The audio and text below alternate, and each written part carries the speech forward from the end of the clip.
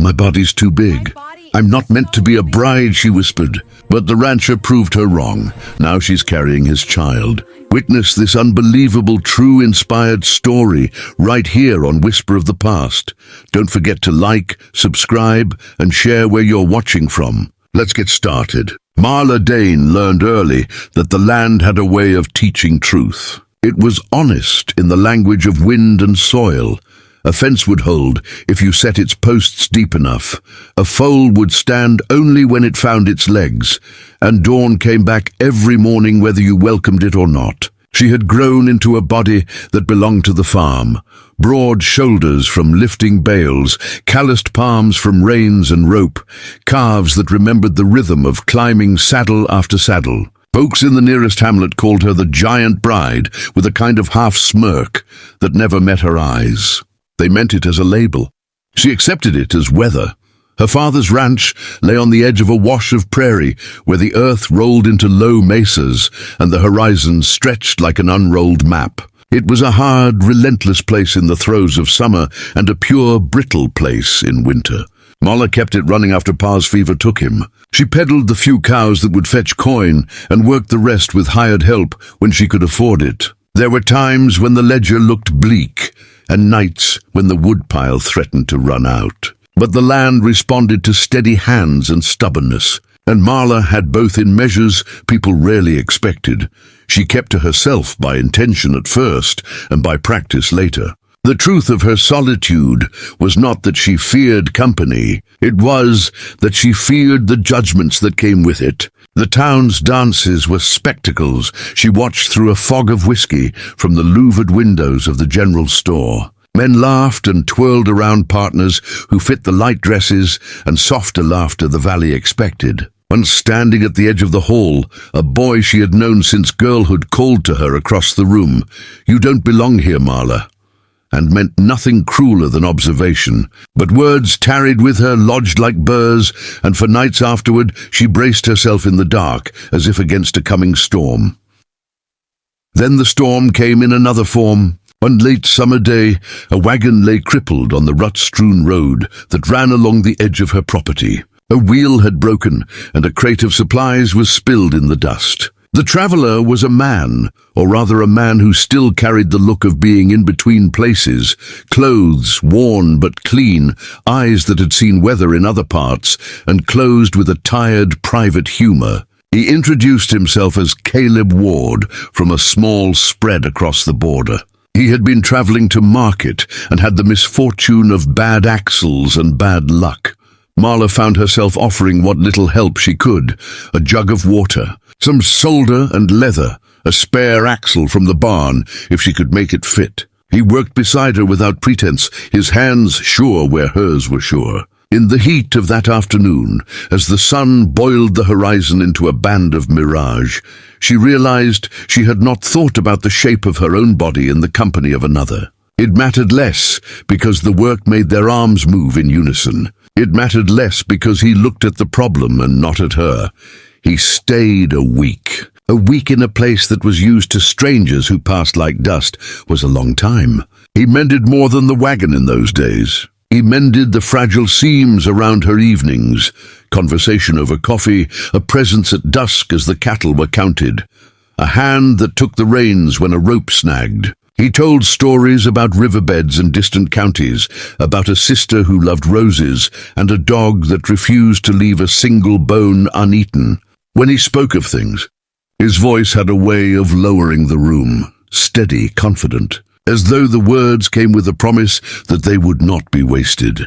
Marla had been taught to meet the calendar of the ranch, seed, tend, reap. She had not been schooled in the small, dangerous math of attention. Caleb's attention added up into days that tasted like a kind of home she had only known in her father's stories. She found herself choosing to make an extra stew so he would not have to cook alone, making sure the fire was banked so he would not wake to chill, finding the old gramophone and setting a needle on a record that had a scratch she pretended not to hear. He did not flatter her with the soft, foolish words men often use to make themselves recall their own youth. He spoke plainly and watched her with a particular patience that landed like a steadying hand. Once, as the autumn wind began to chase leaves along the porch, she heard him say, "You do more in a day than I've seen most ranches do in a year." It was not an accolade gilded with pity. It was a simple observation made by someone who had learned to value labor and the endurance that creates it. On the other side of his manner was a gentleness that surprised her. The townspeople had not been cruel. They had only lacked understanding. Caleb's presence did what kindled coals do. It warmed the space between her ribs in a way that made the rest of the house feel safer.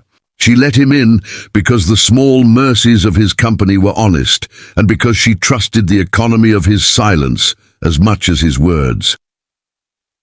When the first frost came, it brought with it a closeness born of necessity. Nights grew long and cold, and the work grew sparse. They chopped wood together, stack on stack, until their limbs ached pleasantly, and the fire crackled their labor into warmth. One evening, with storm clouds thudding in the distance, he took her hand as they stood in the doorway. It was a hand cupped around her own, and not a comment on the size of her fingers. The action was small and enormous all at once, an admission that what they were to each other had the weight of weather. Their intimacy began in the slow ways of two people who had been made entirely by different kinds of solitude. It grew like a Lent seed in spring, first a tender green, then something that could not be ignored. They spoke of Pa sometimes, and of debts, and of the stubbornness that keeps a single woman on a plot of land when all sensible voices say move to town. He listened, and when he spoke, his words were always deliberate. There was no hurry between them, only a kind of inexorable truth. One evening, by the light of a kerosene lamp and the hush of winter snow muffling the landscape, their hands found each other, and then, without spectacle or shame, they found a different kind of language. In the mornings that followed, she would catch him watching her in ways that made a red bloom in her throat. He was not loud in his affection. He did not carve his love into signs for the neighbors to see. Instead, he left small things: a repaired harness, a jar of preserves on the pantry shelf, a hat tucked where she would find it when she had forgotten the summer sun still lingered in the sewing room. When the first rumors began to stir in the village, those old dull tongues itching at a story to chew, they found nothing there to feed upon. Love did not announce itself with fanfare in Dust Valley, but in the steady tending of two lives intertwined, it became as plain as the tracks in the yard. The news of her pregnancy came in the gentle, private way births and secrets often do. She felt first a different kind of weariness, then a smallness in the belly that contradicted her entire life of labor. She told Caleb on a night when the rain sounded like 100 slow hoofbeats on the roof. He held her as the truth of it sank into the heavy, warm place in his chest. There were no flares of ecstatic proclamation. No reckless plans shouted through the rafters, only an enormous, silent gratitude that their shared horizon had, quite literally, multiplied. Word traveled as it tends to do in towns where people do not yet know how to keep other people's lives to themselves. She expected whispers. She expected new kinds of looks that might weigh her down. What she had not expected was the softness that surprised them both in a handful of skeptical neighbors, and the quiet respect in men who had once traded jokes about her height. The giant bride, they now said, and their tones carried a new suspicion of wonder. People who had once thought to pity her found themselves marveling at the certainty of the life growing inside her. There were harder hours, of course. The winter was unkind in patches, and there were nights when the blankets seemed inadequate against a sting that went deeper than cold. She worried about the coming of a child into a life forged of labor, about finances, about the judgment that might visit the child in the same shapes that had visited her. Caleb met these worries with a steadiness that had once found him fixing wagons on the side of the road. "We'll do our best," he said more than once, and it was a simple vow, but in it was the entire architecture of a life being built. When spring began to bend the grass, Marla found herself watching the land differently. Each furrow she plowed and each fence she repaired was an action for the future. She imagined a small pair of hands, someday learning to tie a knot, a child tumbling in hay where she once had. The idea of marriage, once a word that clattered like distant thunder, softened into something possible. There were no grand proposals beneath the maples, no theatrical confessing by riverbank. Instead, one evening, as the wind carried the scent of wild roses across the yard, Caleb took her hand and said simply, "Will you make this our place?" He put no gilded ring in her palm, because neither of them needed ceremony to mark the turn of their lives. The promise was in the sharing of chores, in the nights kept, in the name he used in the dark when the cattle were restless.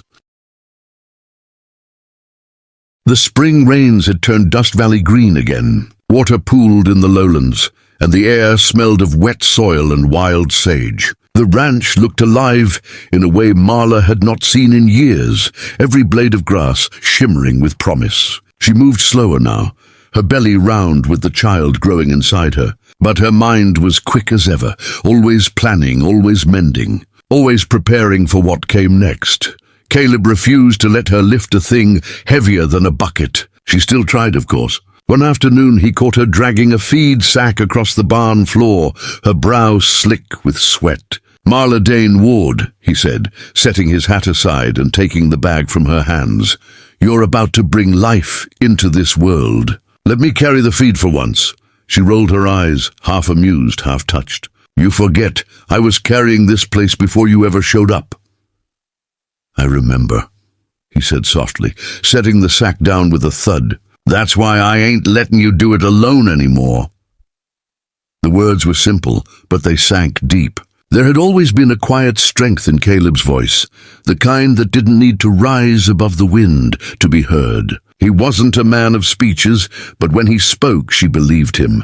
The days passed in rhythm. Cattle grazed, the barn filled with hay, and the evenings came soft and gold. Caleb would read from an old book he'd carried in his wagon, poems by men who'd lived and died before either of them was born. Marla didn't always understand the words, but she liked the sound of them, the way they fit in the silence between their breaths.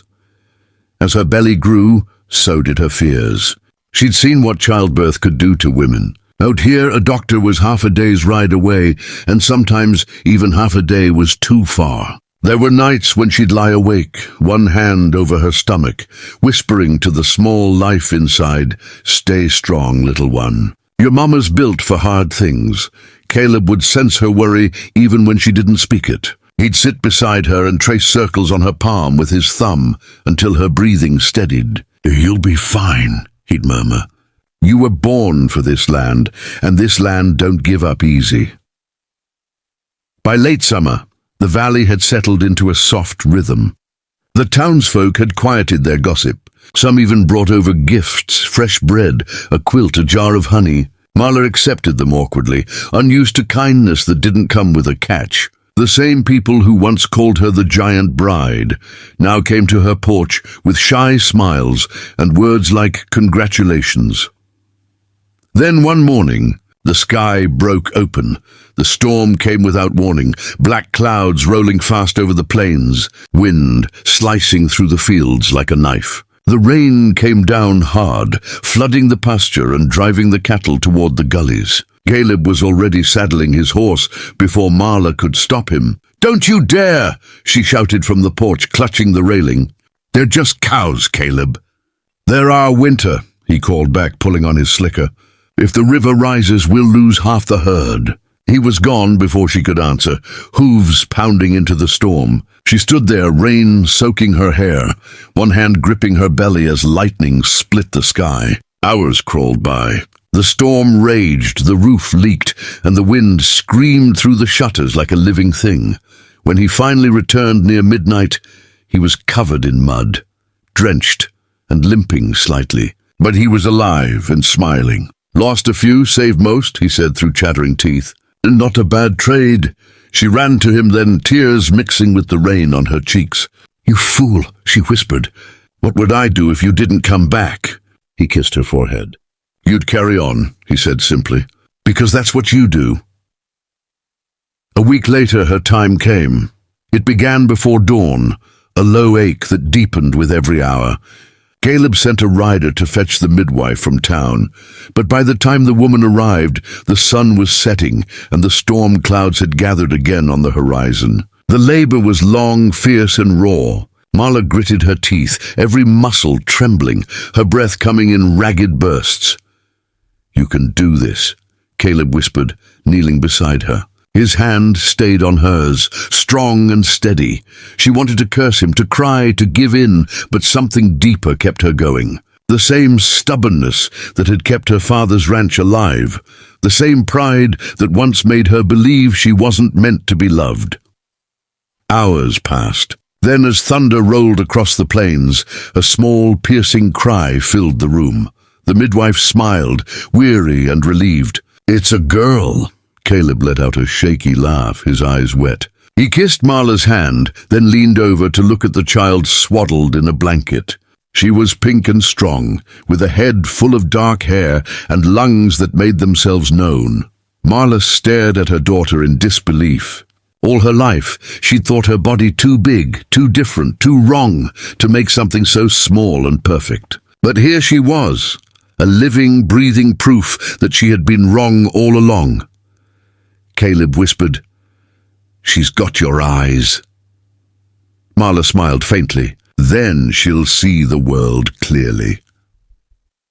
They named her Clara May Ward. The months that followed were the sweetest and hardest of their lives. Sleep became a rare luxury. Nights were spent rocking Clara near the fire, singing old lullabies Marla barely remembered from childhood. Caleb built a cradle by hand from cedar wood, carving tiny flowers into the headboard. The ranch felt different now, softer. There was laughter in the mornings, even when the work was endless. When Clara giggled for the first time, Marla swore the whole valley must have heard. But life in Dust Valley had never promised peace without cost. That winter came harsh and mean. Snow piled against the doors, the well froze, and the cattle thinned faster than they could feed them. Caleb worked himself to exhaustion trying to keep the animals alive, often staying out past dark to check the fences. One evening, he didn't come back. Marla bundled Clara against her chest and rode out under a sky full of falling snow. She found him half a mile out, crouched near a broken fence post, his lantern guttered out, his breath shallow. He'd taken a fall on the ice and broken his leg clean through. "Caleb!" she cried, sliding from her horse. She managed to get him onto the saddle somehow, his weight heavy but familiar. They made it home, both shaking from cold and fear. The break healed slowly. Through that long winter, Marla managed the ranch alone again, hauling feed, tending the stock, rocking the baby between chores. Caleb sat by the window, carving toys for Clara and pretending not to mind being useless. But she knew it hurt him. He'd always been a man who measured himself by his work. When spring finally came, the thaw brought new hope.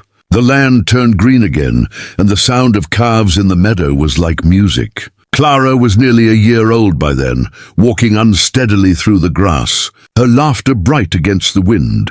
One evening, as the sun sank behind the hills, Marla stood on the porch, watching her daughter chase a butterfly. Caleb joined her, leaning on his cane. "She's growing fast," he said softly.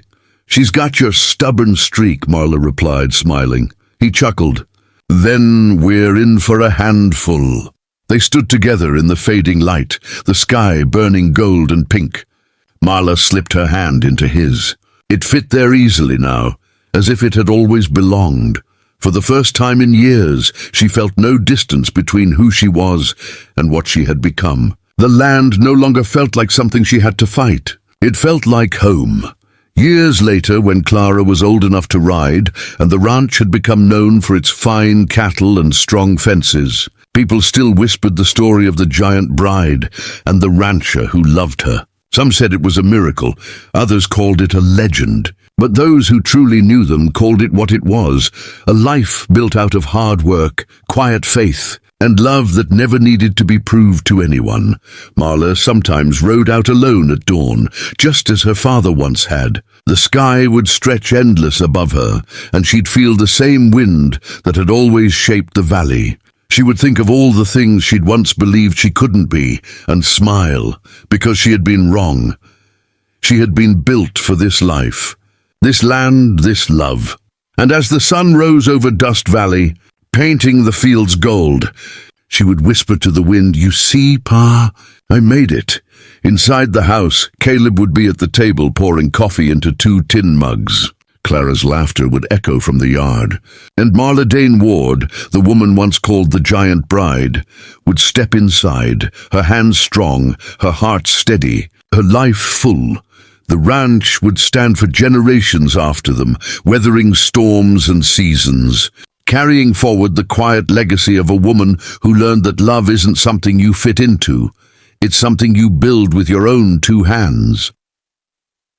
And in every breeze that swept across the fields, it seemed the valley itself remembered her story, the story of a woman too big for the world's small ideas, and a man who saw her just right.